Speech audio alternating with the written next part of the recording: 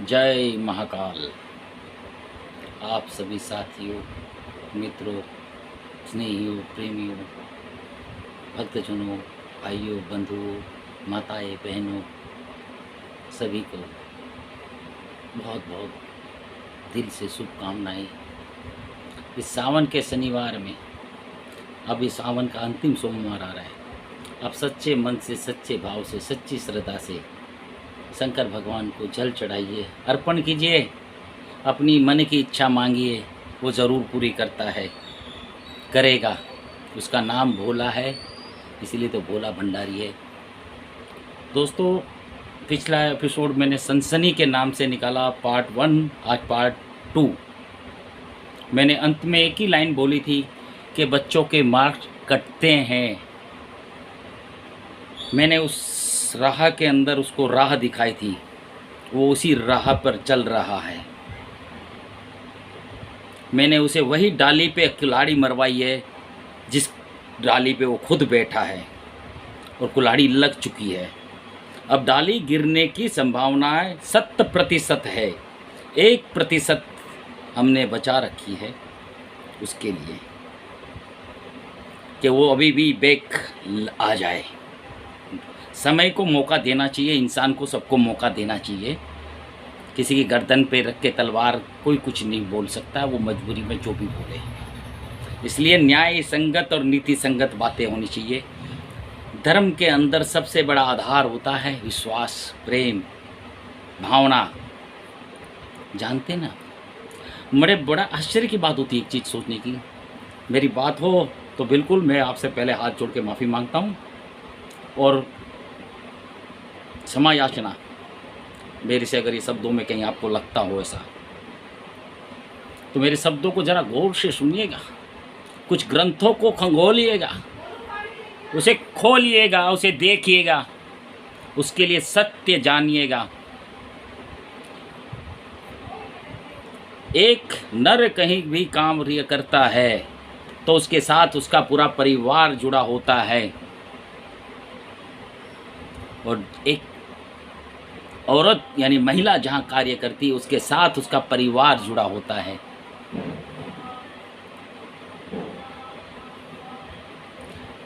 समझिएगा, तर्क को बड़ा गहराई से समझिएगा। यहाँ मैं कानून कायदे पे भी उंगली उठा रहा हूँ, बड़ी गहराई की बात कहने जा रहा हूँ।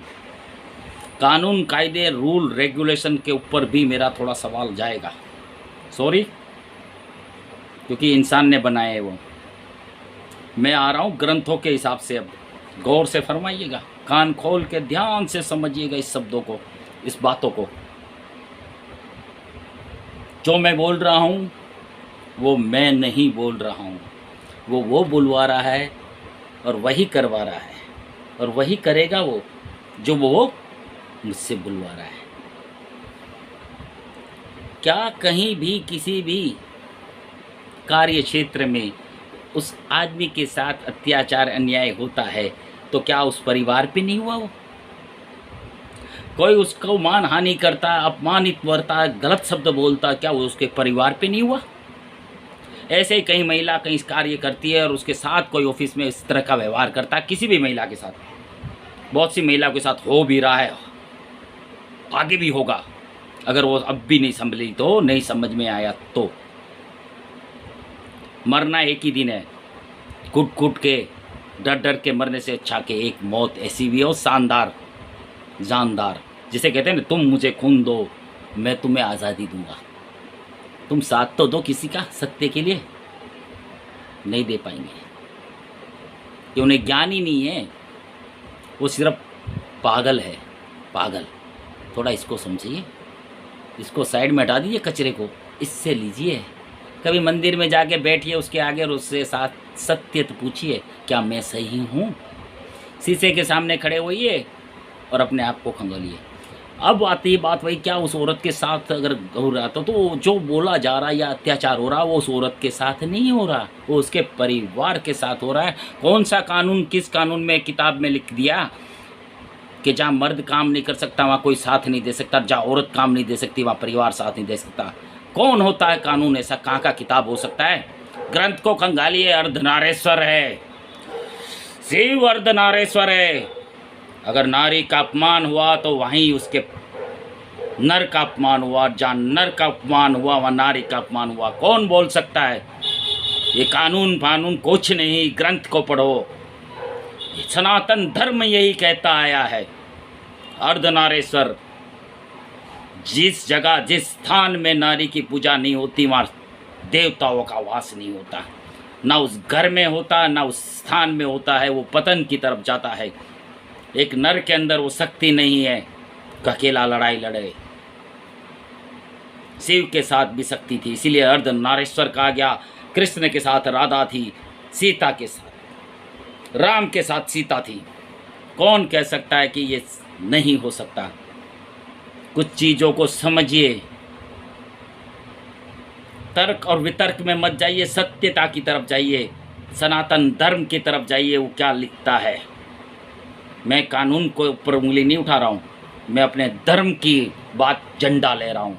मेरा धर्म ये कहता है, हर नर का ये धर्म कहता है कि उसकी नारी के खिलाफ अत्याचार होता है या दूसरी नारी के साथ भी अत्याचार होता है। किसी भी नारी के साथ अत्याचार होता है तो हर नर का धर्म है, कर्तव्य है कि उसे उसके खिलाफ आवाज़ उठानी चाहिए, उसके साथ सहयोग करना चाहिए, चाहे वो किसी भी रूप में हो, किसी भी क्षेत्र में हो। आप अपने आप को टटोलिए, मैं अपने आप को टटोलता हूँ, देखता हूँ। वो कहते हैं ना, सरफरोशी की तमन्ना अब हमारे दिल में है, देखना है जोर कितना बाजुए का तिल में है। आज महाकाल के इस सनसनी के एपिसोड नंबर 2 को मैं यहीं पूर्ण विराम देता हूँ। आपने जो समय दिया, साथ दिया, उसके लिए मैं आपका धन्यवाद करता हूँ। आप मेरी बातों को अन्यथा ना ले। मेरा तो काम बोलना है, उसका काम बुलवाना है। मानो तो गंगा माँ हूँ, न मानो तो बहता पानी। भोलेनाथ, तुम्हें उतनी ही जितनी दे रखी है उतने में तुम्हारी गुण तुमने गाने हैं। खोलिए अपने मन और आत्मा की आंखों की पट्टी, खोलिए और सत्यता के दर्शन करिए, सही रास्ते के दर्शन करिए। ना मैं कौन होता हूँ आपको कुछ समझाने वाला? मेरा क्या? मैं भी जिस दिन मैं आ जाऊँगा उस दिन मेरा तो जीवन ही खत्म हो जाएगा। ना मेरे संस्कार थे ऐसे, ना संस्कार ऐसे है। मैं तो हम में जिया हूँ और हम में मरूँगा।